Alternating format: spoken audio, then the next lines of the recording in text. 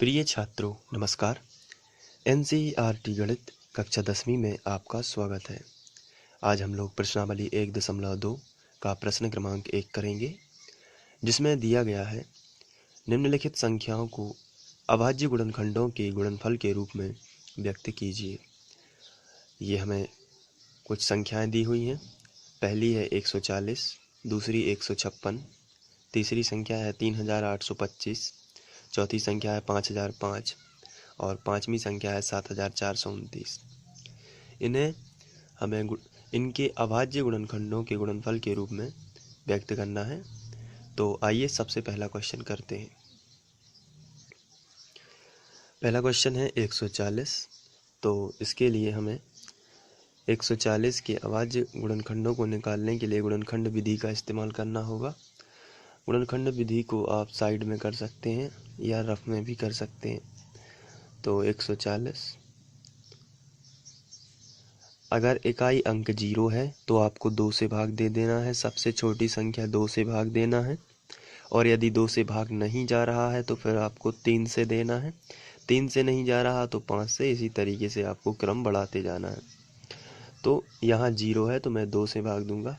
2 सत्ते 14 और 0 ज्यों का त्यों। फिर लास्ट में 0 है इसलिए फिर से 2 से चला जाएगा। तो 2 3 6 बचा 1 हो गए 10। तो यहाँ पर 2 पंचे 10। फिर यहाँ लास्ट में 5 है इसलिए 5 से चला जाएगा। पौने 7 35 और फिर 7 एकम 7। तो 140 के अभाज्य गुणनखंड हमें मिलेंगे। तो हम यहाँ पर लिखेंगे 140 बराबर 2 गुणित 2 गुणित 5 गुणित 7। 2 गुणित 2 गुणित 5 गुणित 7। तो ये 140 के अभाज्य गुणनखंड है।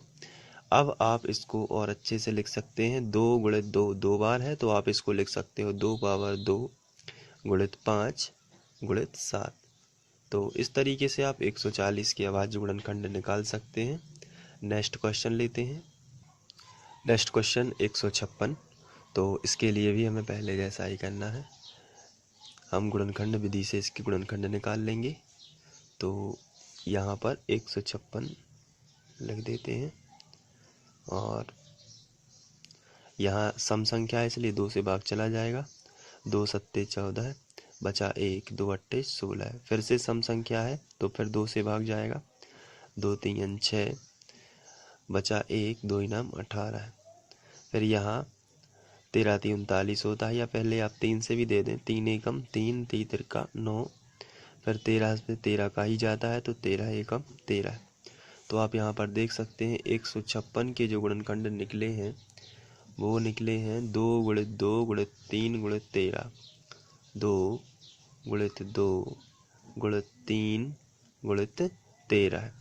अब यहाँ पर आप इसको 2 पावर 2 भी लिख सकते हैं, क्योंकि ये 2 बार लिखा है। गुणित 3 गुणित 13। तो इस तरीके से आप इसके निकाल सकते हैं अभाज्य गुणनखंड। नेक्स्ट क्वेश्चन लेते हैं। इसके बाद 3825। तो इसके हमें अभाज्य गुणनखंड निकालना है सबसे पहले। तो हम यहाँ पर 3825 लिख लेते हैं। इसमें हमें 5 है इकाई अंक, तो आप 5 से और 3 से दोनों से ट्राई कर सकते हैं। पहले मैं 3 से ट्राई करूँगा। 3 एकम 3, 3 दूनी 6 बच जाते हैं 2, 3 7 21। फिर बच जाएगा 1, 3 5 15। फिर यहाँ हम 3 से ट्राई कर लेंगे। 3 चौके 12, 3 दूनी 6, 3 5 15। यहाँ भाग चला जाता है। फिर यहाँ 5 है, अब हम 5 से ट्राई कर लेते हैं। 5 अट्ठे 40 बचा 2, पचम 25। फिर यहाँ से 5 से हम देंगे। 5 एकम 5, पौने 7 35। फिर यहाँ 17 में 17 का ही जाता है। तो यहाँ हमने 3825 के अभाज्य गुणनखंड निकाले हैं। 3 गुणित 3 गुणित 5 गुणित 5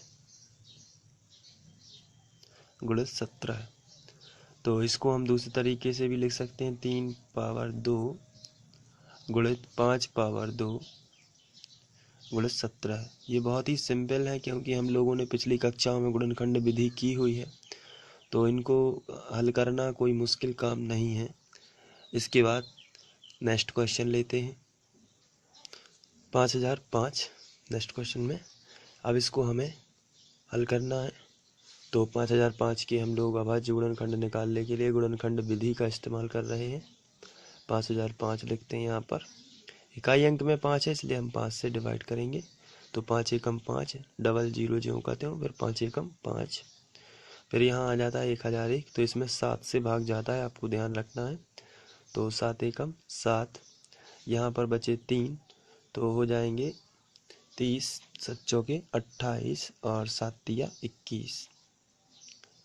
इसके बाद आगे बढ़ते हैं। तो ये 11 से जाता है इसमें। तो 11 एकम 11 और 11 तिया 33। इसके बाद यहाँ जाएगा 13 से, 13 एकम 13। तो ये 5005 के अभाज्य गुणनखंड को हम इस तरीके से लिख सकते हैं 5 गुणित 7 गुणित 11 गुणित 13। तो इस तरीके से हम इसको लिख सकते हैं। आगे बढ़ते हैं नेक्स्ट क्वेश्चन 7429। इसको भी हमें सॉल्व करना है। तो इसके लिए हम 7429 के अभाज्य गुणनखंड निकालेंगे गुणनखंड विधि से। 7429 में हम सबसे पहले यहाँ जो ये एक ऐसी संख्या है कि इसमें 17 से भाग जाता है। तो यहाँ से ट्राई करते हैं। 17 चौके 68, 17 तिया 51 और 17 सत्ते 119। तो ये 17 बार चला जाएगा, आप भाग दे के देख सकते हैं। इसके बाद ये 437 है, इसमें 19 से भाग जाता है। कुछ संख्याएं ऐसी हैं जो आपको ध्यान ही रखना पड़ेगा।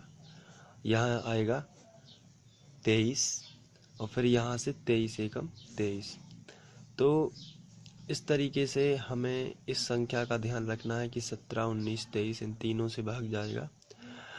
एग्ज़ाम में अगर ये क्वेश्चन आता है तो आप समय ख़राब ना करते हुए इसको थोड़ा सा ध्यान में रखेंगे कि ये संख्या ऐसी है जिसमें ये तीन संख्याएं जो हैं अलग अलग इससे भाग जाता है। तो 7429 जो है इसके जो गुणनखंड आएंगे वो आएंगे 17 गुणित 19 गुणित 23। इस तरीके से इसके गुणनखंड आ जाएंगे। तो प्रश्नावली 1.2 का प्रश्न क्रमांक 1 यहाँ पर समाप्त होता है। अब हम लोग प्रश्न क्रमांक 2 करेंगे। Thank you.